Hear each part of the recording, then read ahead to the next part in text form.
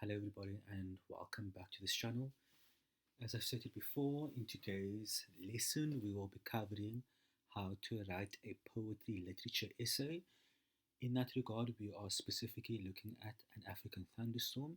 This is part 3 in the video collection with regards to an African thunderstorm. So, today we're going to look at the African thunderstorm essay question, and yeah, these are just some of the things you need to know.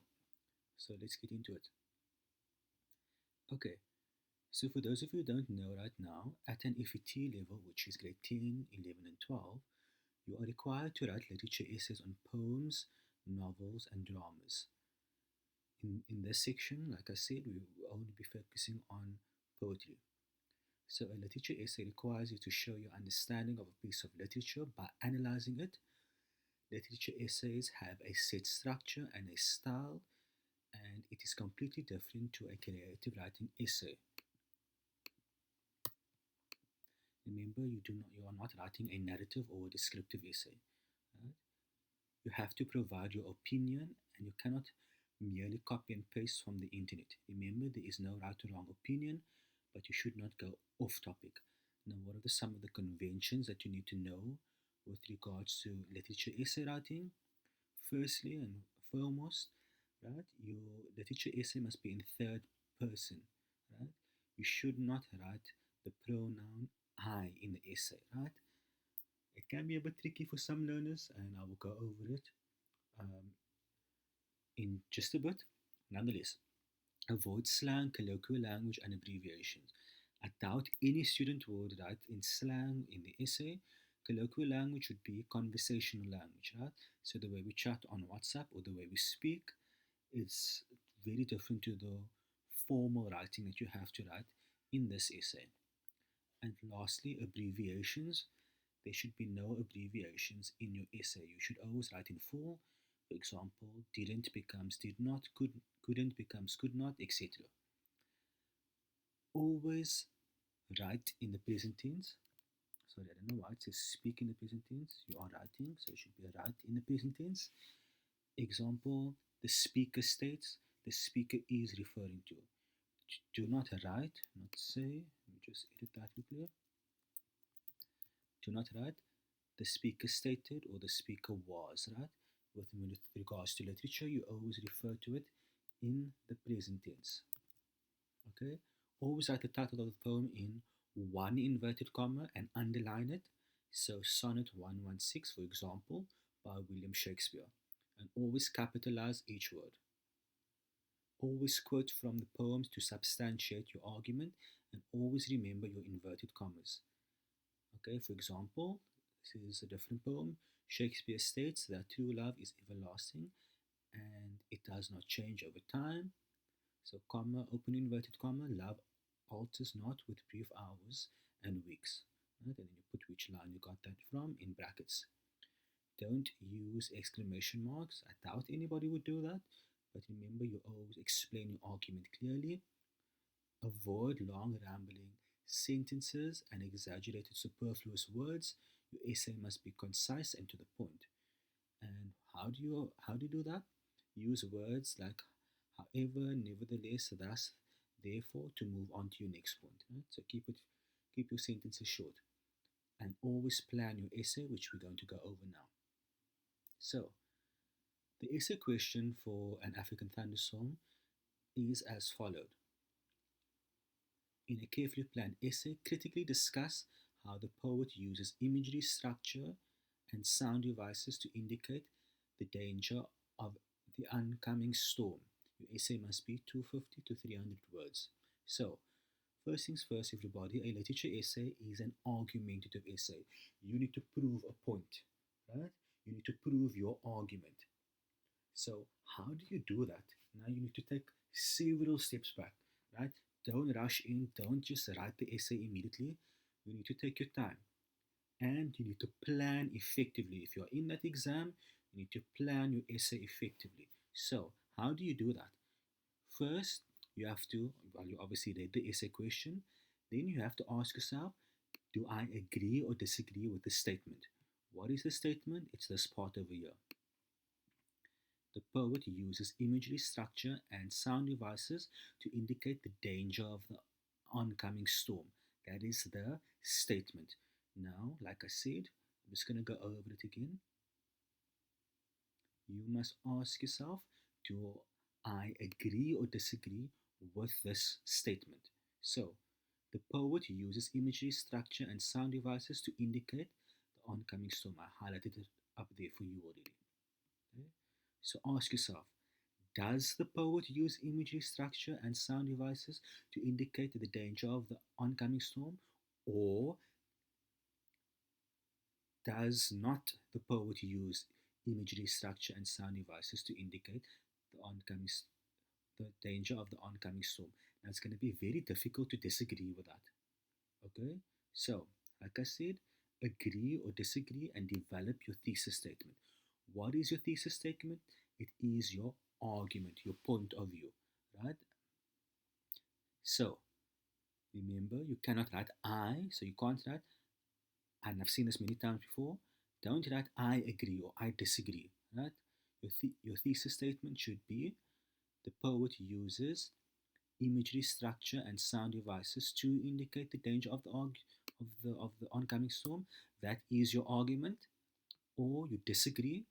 The poet uses image. The poet um, does not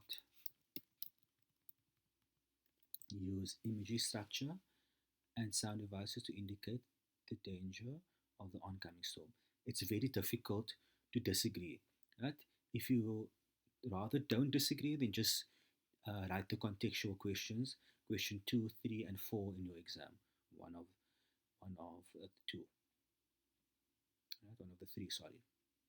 So now remember, I said it's an argumentative essay, so you need to substantiate your argument. You need to prove your argument, right, with evidence from the poem.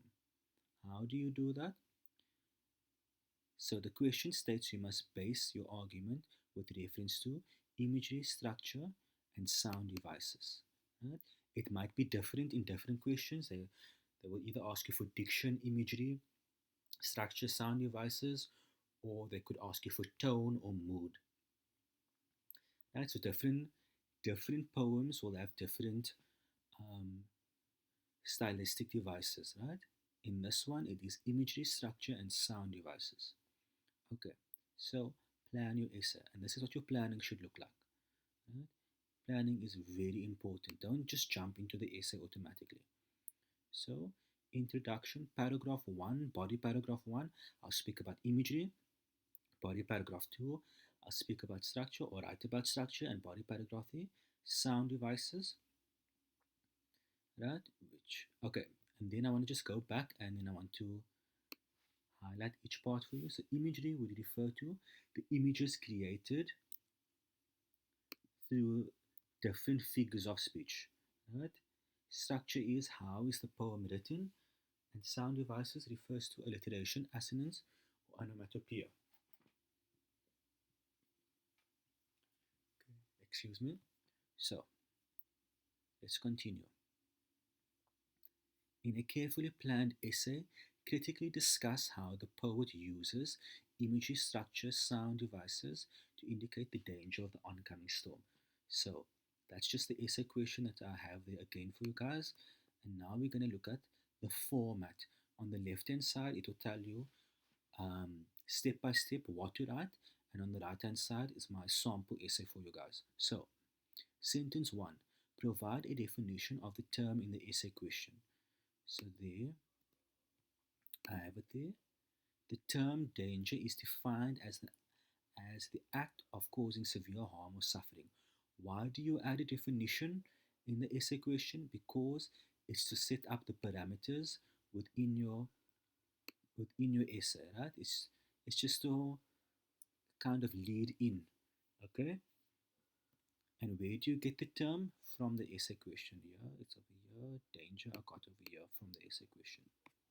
Okay. Sentence 2, you summarize the poem. Right? So in the poem, so always write in the poem. Right? If it's a novel or drama essay, then you would write in the novel or in the drama. An African Thunderstorm, Don't forget to underline it. Don't forget your one inverted comma. It's a title. Then you have to state the poet by David Rubadiri, and then you summarize the poem. The speaker depicts the severe destruction caused by an impending storm or colonization.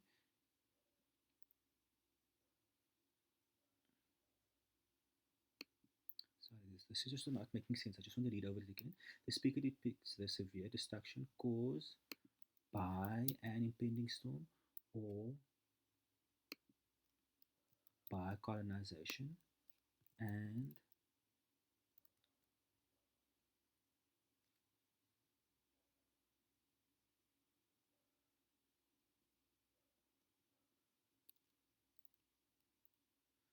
I'm just thinking this has on a village doesn't make sense. Just give me 1 second, everybody.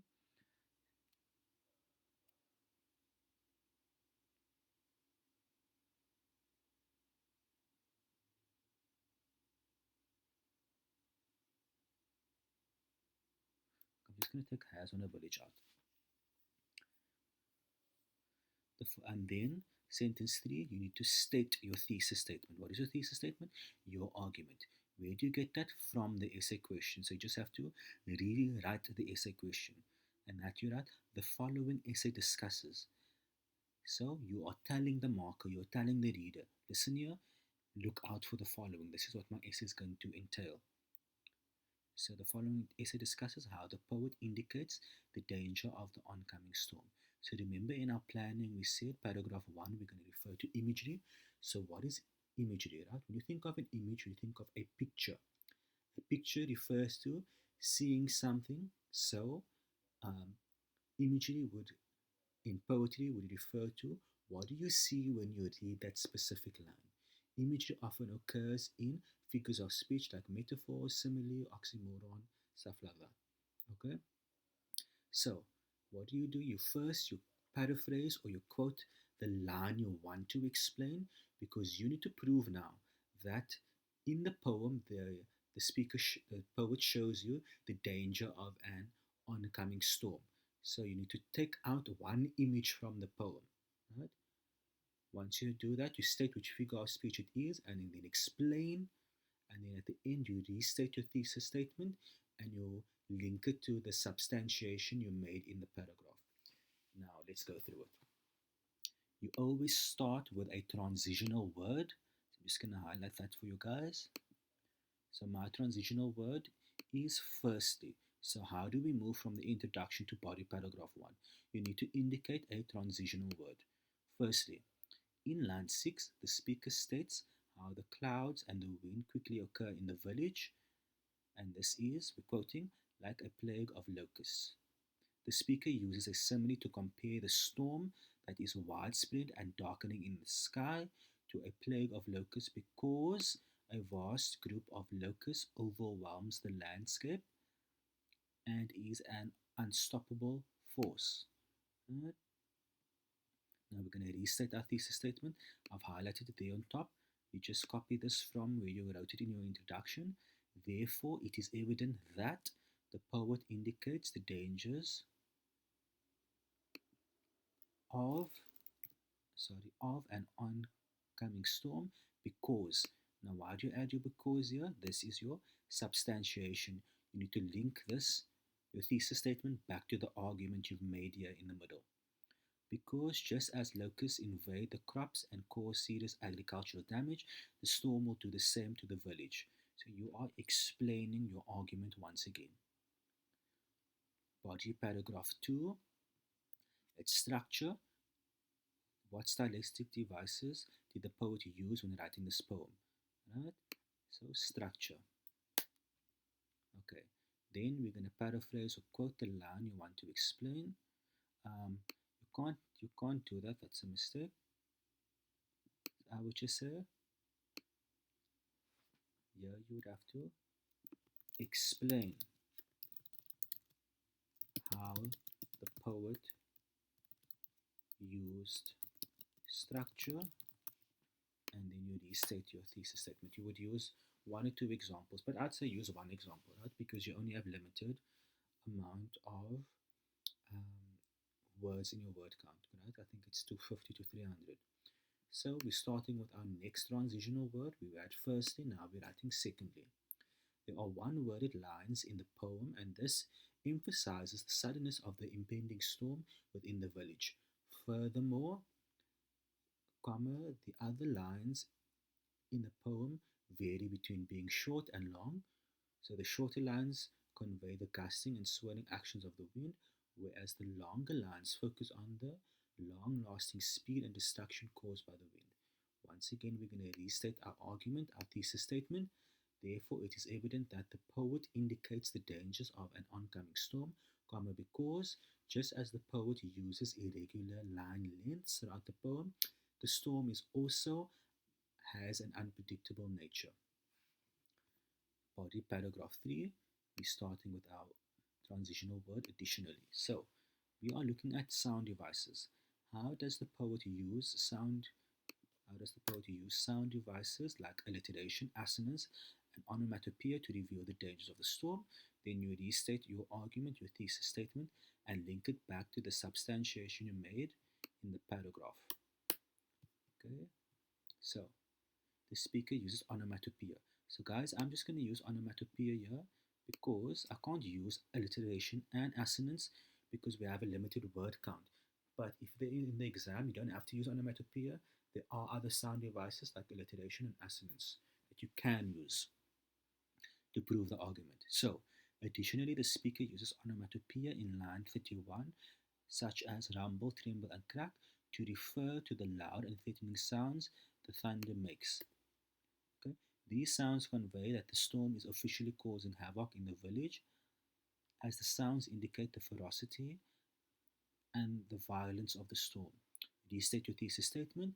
Therefore, it is evident that the poet indicates the dangers of an oncoming storm, because the sounds reveal that the storm is no longer building, so it's supposed to be building up.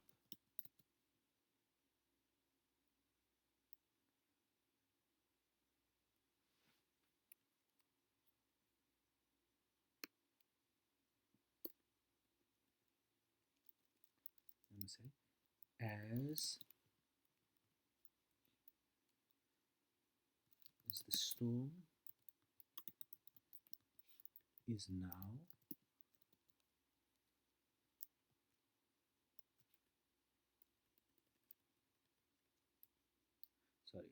building up, as the storm's audibility reveals that it is now real. Okay, sorry guys, that wasn't making sense. Okay, lastly, conclusion, you have to restate your argument or thesis statement. So, in conclusion, it is evident by the aforementioned information. Aforementioned means the above mentioned information that the poet indicates, now we're restating our thesis statement one last time, that the poet indicates the dangers of an oncoming storm. Okay, so guys, I hope that this helps on how to write a poetry literature essay. Remember, your poetry literature essay is always question number 1 in your exam. It's out of 10 marks, and you can most likely score more easily 10 out of 10 for the poetry essay than the shorter contextual questions of question 2, 3, and 4. Yeah. So yeah, so this is the end of the video, guys. Don't forget to like and subscribe to this channel. Please leave a comment if this video helped you in any way. You can tell me maybe, okay, I didn't learn the literature essay in this way, and thank you, this helps me. Or if you have any comments, or maybe if you have a different way of writing the essay, you can please let me know. And lastly, guys, don't forget to share this video and share to those who are in need. Okay, perhaps there are learners out there who don't know how to write the poetry literature essay, and this could help them. And I'll see you guys soon for our next video, or the next poem.